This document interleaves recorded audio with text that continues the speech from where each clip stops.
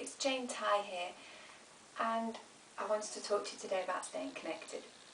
If you've been following some of my videos for a while, you might have noticed that usually at the end I ask you to stay connected, and I ask you to connect with me. There's a Facebook page that I have, and I put the details down in the description below, and I ask you to connect with me there. But staying connected, when I say staying connected, I actually mean something much more than staying connected with me. Yes, that's part of it. I'd love you to stay connected with me, and I'd love to connect with you. But I'm really talking about connecting with your joy, your happiness in life, connecting with the life force. Do you know that feeling when you first fall in love and it's like your heart's just expanding, you feel bubbly, you feel joyful, and you feel so energetic and motivated and enthusiastic, and it's like you can really feel that life force flowing through you. That's what I want you to stay connected to. So I wanted to just use this short video today to talk a little bit about how to do that. When I talk about staying connected to that life force, that energy, that flow, what I'm really talking about is unconditional living.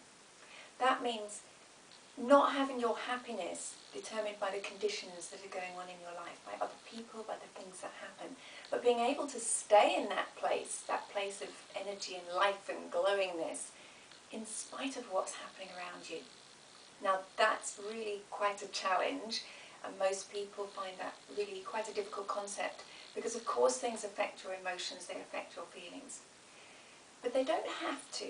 You are actually in control of the thoughts that you think, and the thoughts that you think determine the feelings that you feel. So we get into a habit, we follow these kind of neural pathways in our brain. When something happens, this is how we respond, this is how we think. And it's about being aware of that and closing that off and saying, no, I'm going to think a different thought.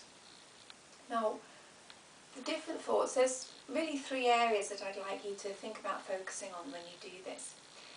The first one is to do with the heart. If you think about when you're feeling joyful, when you're feeling good, when you're feeling in love, it feels like your heart is open and expansive and glowing. And when something negative happens and you're feeling bad, it's like it's closed off and it's shrunken down.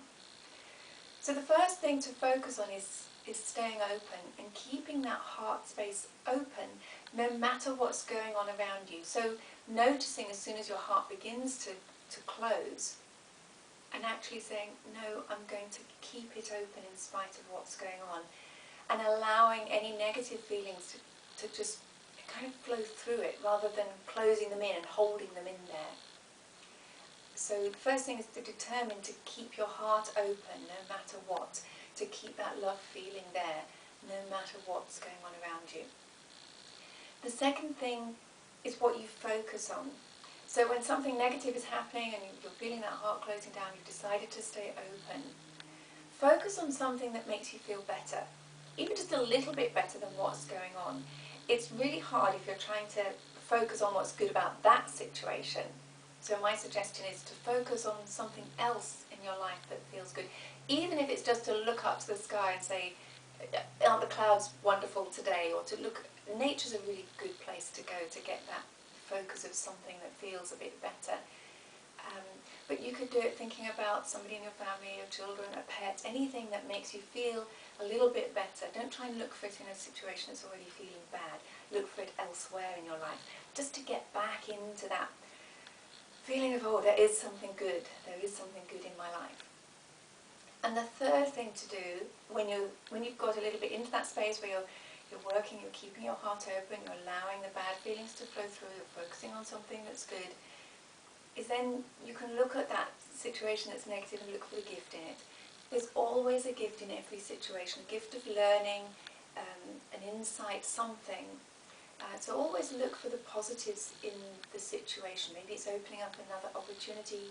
You may see it initially as closing something down, but every closing down is a new opening. So what's it opening up for you?